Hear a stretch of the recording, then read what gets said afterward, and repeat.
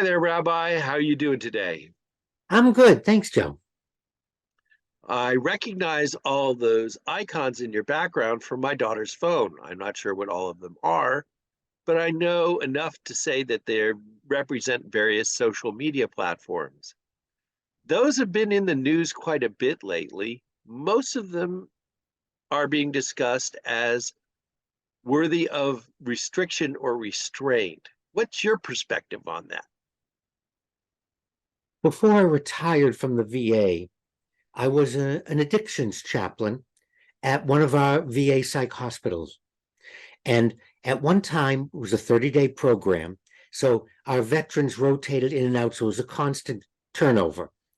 Once, twice, maybe even three times a month, one of my veterans would stand and ask the group, I want everyone here who was tied up, restrained, and injected or forced to use drugs to stand. Nobody stood. Then the veteran would say, I want everyone here who used their own hand and fingers to inject, snort, or inhale, and everybody stood up. And then there was different terminology depending on the veteran, but it was always the same thing. And then the veteran would say, exactly, we did it to ourselves. Now let's use this program to learn how to stop doing it to ourselves. No one forced us, no one injected us, but we are addicted. Now let's learn how not to continue feeding our addiction. And that's has stuck with me throughout my career. And obviously now that's why I'm mentioning it. And it applies to social media. I would say I have not met many people that were tied up and forced to use social media. And if anyone out there was restrained and locked up and forced, please send me an email, call me, text me. I'd like to keep track of how many people were forced to use it. Just like my addicts, the reality is we push the buttons, we spend the time.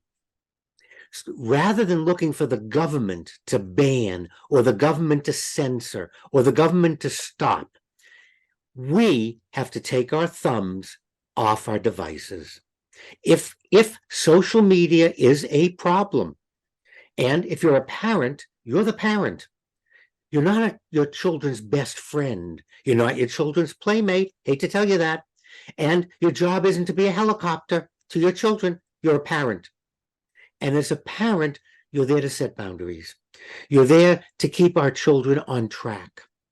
And if it means limiting the time, if it means taking the device away, if it means having conversations, but lead by example. If your child sees you glued to the screen, then to take away their device won't work, doesn't make sense. Don't do that because you're the role model. If you don't want your children on social media, don't you be on social media.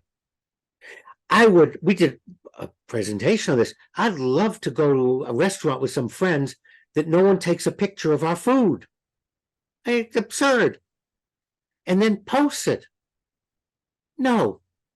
If we want our children to have some self-control, it starts with us. And as my addicts point out, no one forced them, so no one's forcing us. We have to look at what it's doing to our lives rather than society or culture or our next door neighbor. Let's take a look at how much time we spend on social media and how it's affecting our lives. Then our children will see by example. And if the example isn't enough, then maybe you do have to have some rules. Do you let your children eat as much candy as they want? Do you let your children have chocolate instead of dinner? Probably not. You probably create a balanced diet. Some things kids have a taste for, some they don't. So we modify things, we present things so are more palatable for children. Oh, that's all fine. Same thing. Social media is up to us. It's a big mistake to turn to government or politics to ban or outlaw or whatever they may want to do to stop or prevent something. We have thumbs. Well, there you go, Rabbi. One thing that's always entertaining to me is your observations. So, whatever you turn off, don't turn off the Rabbi and I channel, because that's where we find you every week. And if you don't want to watch us, you can go to the podcast, The Rabbi and I. If you're really adventurous, I have started live on TikTok Wednesday nights at 8. Maybe not every Wednesday, but during the week, I do post a short TikTok advertising when I will be live, but I've decided to use an 8 p.m. slot. So I look for you, you look for me. You can ask questions. We can talk to each other on TikTok. Thank you.